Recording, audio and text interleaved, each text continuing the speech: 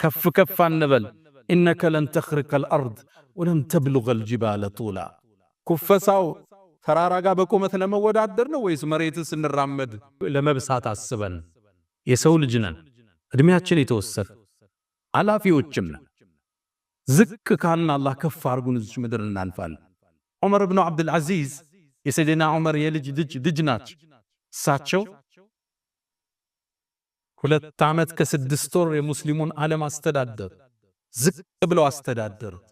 ሲሞቱ ይላሉ ሊሞቱ አካባቢ ፍራሻቸው ላይ ተጋድመው ቤተሰብን ውጡ አሏቸው ይላል።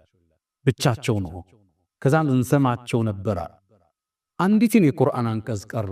ትልከ ዳሩል አኺራ፣ እኛ እኮ የቀጣዩን ሀገር እናደርጋታለን። ለለዚነ ላ ዩሪዱነ ዑሉወን ፊል አርድ ወላ ፈሳዳ፣ ምድር ላይ በመኮፈስ አምባገነን ላልነበሩት ብክለትን ላላንሰራፏት እናደርጋታለን ብለው ሩሃቸው ወደ አላህ ተሻገረች። ሙእሚን ሲኖር ያለውን አካፍሎ ሰው ጋር ስቆ ሰውን አቅፎ ተናንሶ ከፍታን አግኝቶ ያልፋል። የመጀመሪያው ትምህርታችን እሱ ነው። ሁለተኛው ወአሕስን ከማ አሕሰነ አላሁ ኢለይክ፣ አላህ ለሰጠን ጸጋ በማካፈል ውለታውን መመለስ አለብን። ንብረታችንን መጠበቅ አለብን። አላህ ይላሉ ነቢዩ ዓለይሂ ሰላቱ ወሰላም ለባሮቹ ሀብትን ይሰጣቸዋል። የሚያካፍሉት ከሆነ ሀብቱን እዛ ያቆይላቸዋል። እጃቸውን ከሰበሰበ ወደ ሌላ ስም ይቀይረዋል ይላሉ። ሐዲሱን ሰሒህ።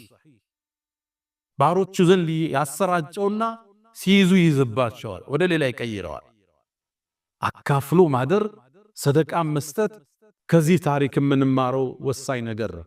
አንዴ ነቢዩና መሐመድ ዓለይሂ ሰላቱ ወሰላም መስጅድ ላይ ቁጭ ብለው እያሉ አንድ የቁርአን አንቀጽ ወረደ። ለን ተናሉል ቢራ ሐታ ቱንፊቁ ሚማ ትሕቡን፣ እናንተ እኮ ጀነትን የመልካም ሥራ ምንዳችሁን አታገኙም ይላል አንቀጹ።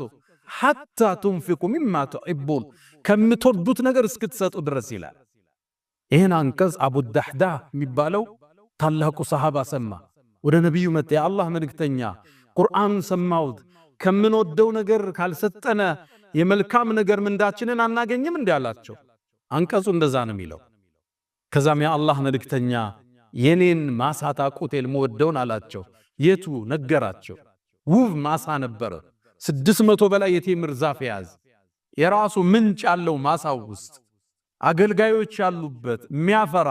ነቢዩም ዓለይሂ ሰላቱ ወሰላም እዛ ማሳ እየገቡ ውሃ ይጠጡ ነበር። ውሃውም ጣፋጭ ነው ብለው የተናገሩለት ማሳ ነበረው። የአላህ መልእክተኛ እምወደው ንብረቴ ነው ለአላህ ሰጥቻቸዋለሁ።